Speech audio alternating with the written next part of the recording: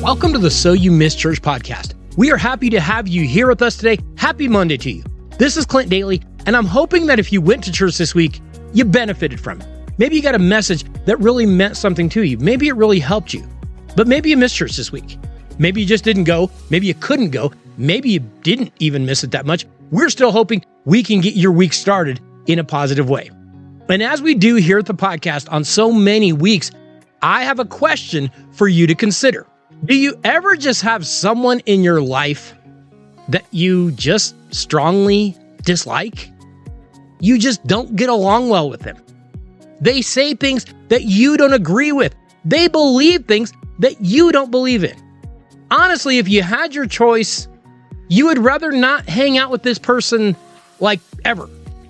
Now, maybe it's a family member. Maybe it's a friend of a friend. Maybe it's a coworker. Maybe it's the barista at your favorite coffee spot. Maybe it's your neighbor, but you don't like them. There is something about that person.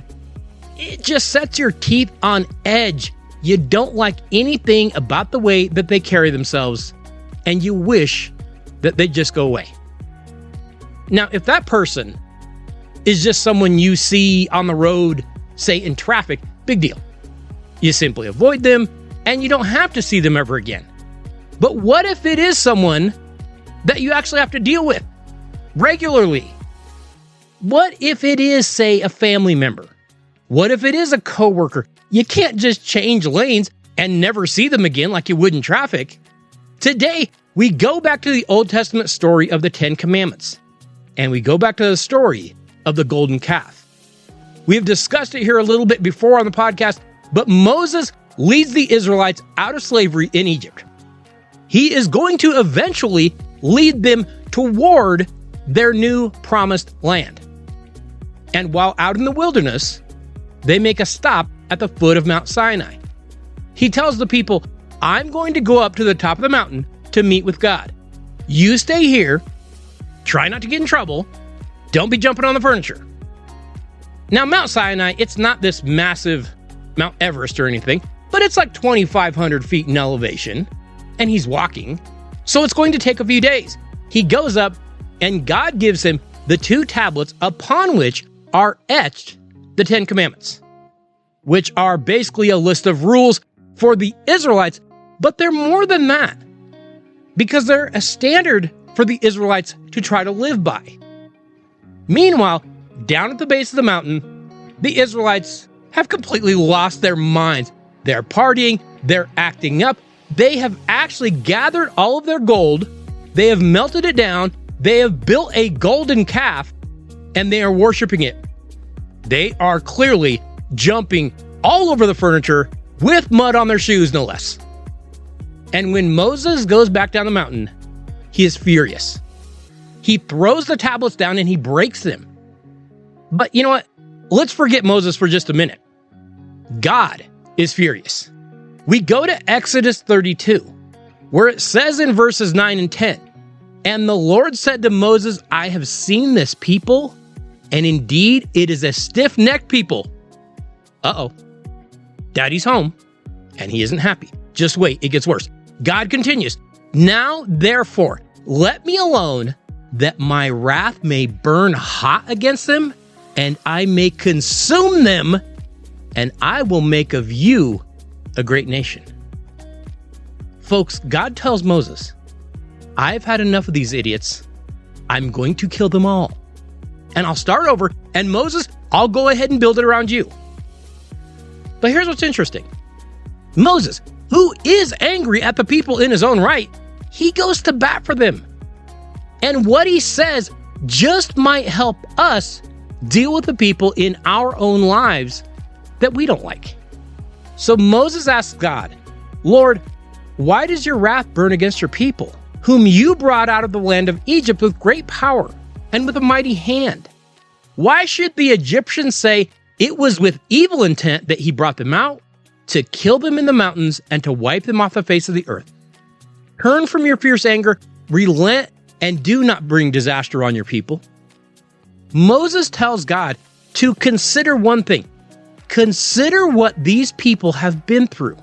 They were previously in slavery, and now they have freedom. but they have no idea how to act in the real world. Like we have discussed before, their slavery was terrible, but it also limited the dumb things they could do in their spare time, like, say, melting down all of their gold and making a golden calf to worship. But Moses tells God, these people are broken. They have flaws, they're sinful, but consider what they have been through. This is a learning experience for them. And what does God do? Well, for one, he gives Moses some new tablets, and they say that the broken pieces went into the Ark of the Covenant. That would eventually be placed in the Holy of Holies in the Jewish temple.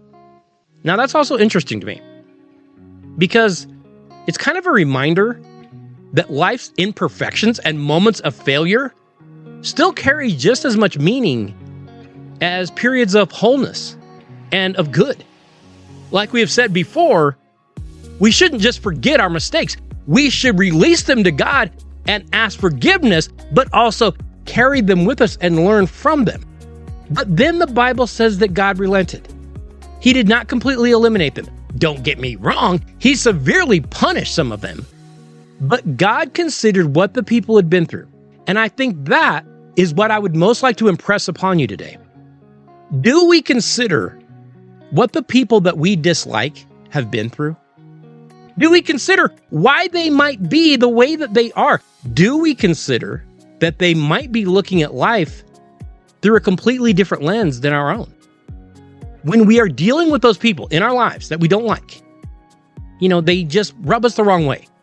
They grate on our nerves, but maybe we too can consider what led those people to that point. Maybe at some point they were mistreated. Maybe they've never really been shown kindness. Maybe they are going through their own set of difficult circumstances that we are completely unaware of. And maybe by choosing kindness and compassion, we can eventually change their outlook. Hey, we can only control what we can control.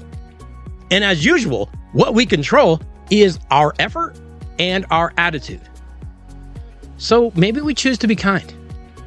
We choose to be compassionate. We choose our attitudes, and we choose to give effort even when we don't really want to do so. Showing some kindness when we really don't want to just might be one of the toughest things for us to do, but it also might be one of the most rewarding things that we can ever do too. Hey, remember, you can always contact the podcast at youmisschurch@gmail.com. Feel free to reach out to us. If you've got a question you'd like me to address, please send it in. You can follow us over on Facebook or X at YouMissChurch, and you can subscribe to the podcast pretty much anywhere that podcasts are hosted. Just search You Miss Church. If nothing else, you can find us on YouTube. I wish you all a very happy Monday, and I hope that you have a great week.